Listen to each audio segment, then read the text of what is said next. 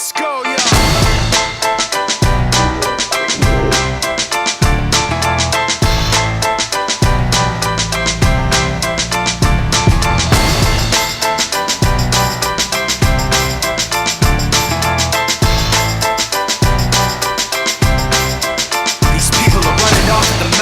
Trying to convince me that I'm running on empty, trying to convince themselves that their record with Jay was a fluke, that the record that I'm making is a mistake, and I can't take this. Let me tell you where I'm at with this. You bastards are gonna have to take back that shit. I'm not plastic and fake. When I make tracks, I take facts and lay them out for the masses. You assholes are gonna see soon that I'm not playing, and start asking me the names that I'm not saying. But I'm trying to be bigger than the bickering, bigger than the petty name calling, under the breath talking, rumors and labels and categorization. I'm like a struggling doctor, no patience. But you can say what you want about me, keep talking while I'm walking away. You can say what you have to say, cause my mind's made up anyway. I'm taking the high road, but what about you? This is the last time that I'm gonna trust you. You can say what you have to say, cause my mind's made up anyway. All that bullshit you talk might work a lot, but it's not gonna work today. You people are running off the mouth, trying to make me take myself off safety, trying to make my friends turn their backs on the team we built, building up some mistaken information, and I can't take this. Let me spell it out plain for you. Angry groups complain about the things we do. I'm not changing direction, I'm stepping my game up, maintaining my name same way that I came up.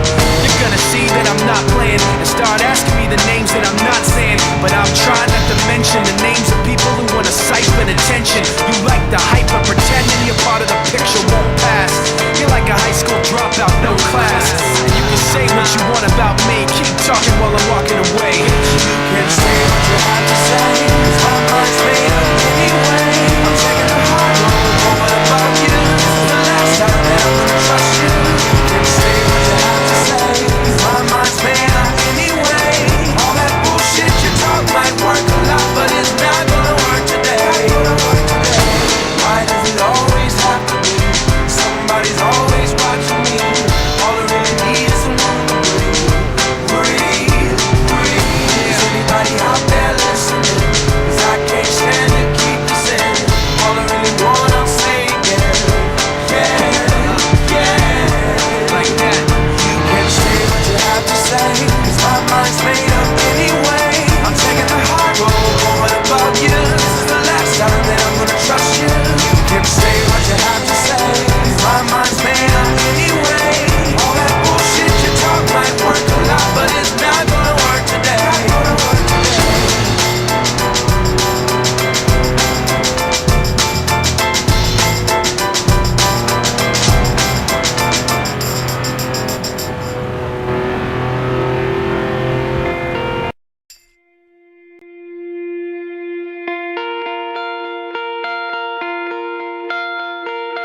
My father came from Japan in 1905. He was 15 when he immigrated from Japan. He worked until he was able to actually build a store. Let me tell you a story in the form of a dream. I don't know why I have to tell it, but I know what it means. Close your eyes, just picture the scene as I paint it for you. It was World War II when this man named Kenji woke up. Ken was not a soldier.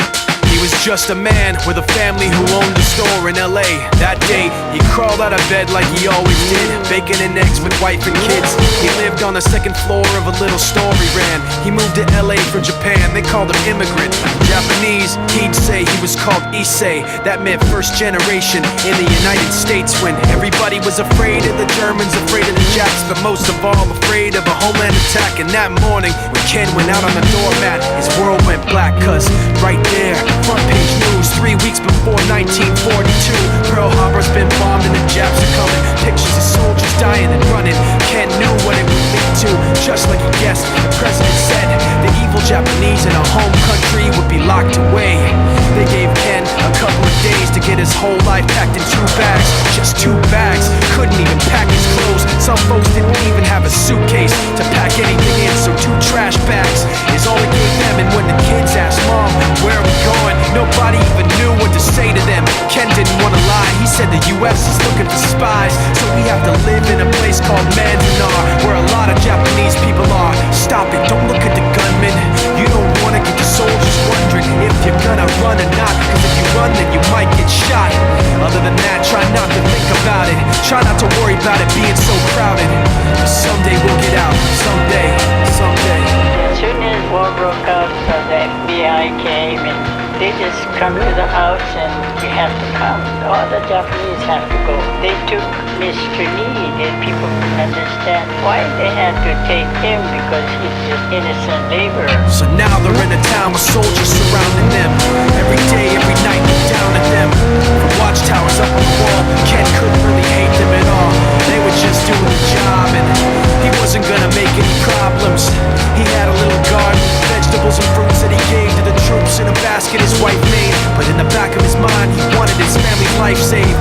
Prisoners of war in their own damn country, what for? Time passed in the prison town. He wondered if he'd live it down if and when they were free. The only way out was joining the army. And supposedly, some men went out for the army, signed on, and ended up flying to Japan with a bomb. That 15-kiloton blast put an end to the war pretty fast. 2 cities were blown to bits. The end of the war came quick.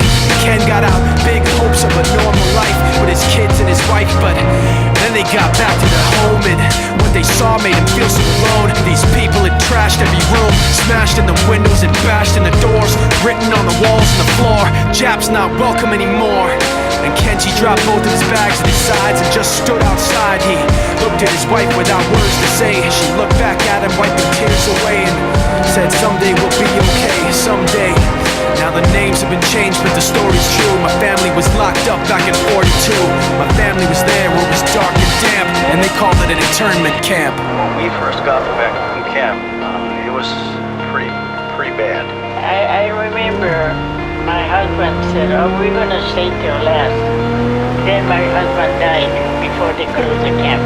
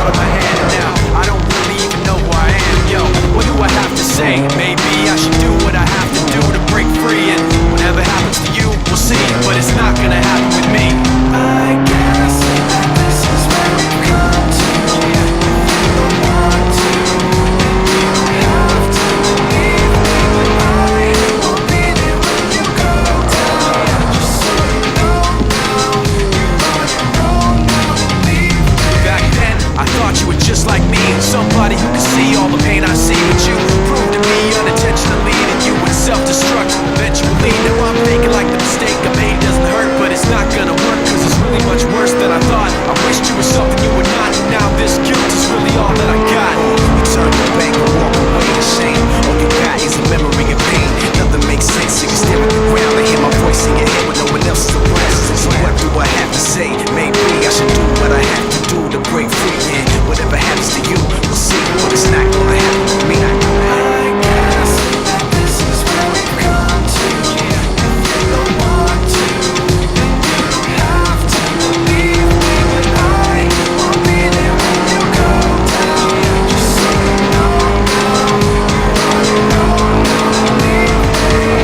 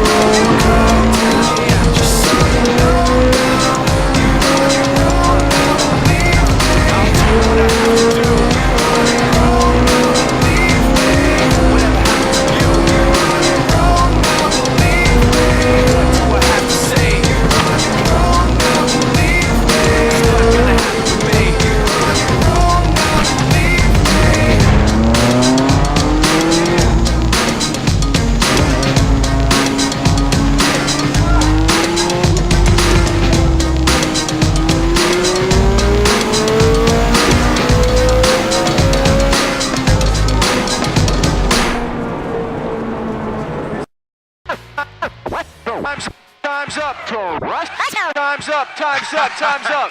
Yeah. Hold up. Alright, Alright, all Self, you got 30 seconds. You ready? Yeah. Alright, self-titled. Hit 'em. Yeah. Listen, yo. These hungry rappers battle for a buck and some change. There really be kids starving, give a fuck if it change. Shock rap, not that. You get signed, you might blow up. Release party in Iraq, you might blow up. I see you trying to think a few lines you might get at me with. Slap happy with babies who born with crack in their cribs. Too much to cram under your oversized fitted in the public school system failed you. Either you ignorant or you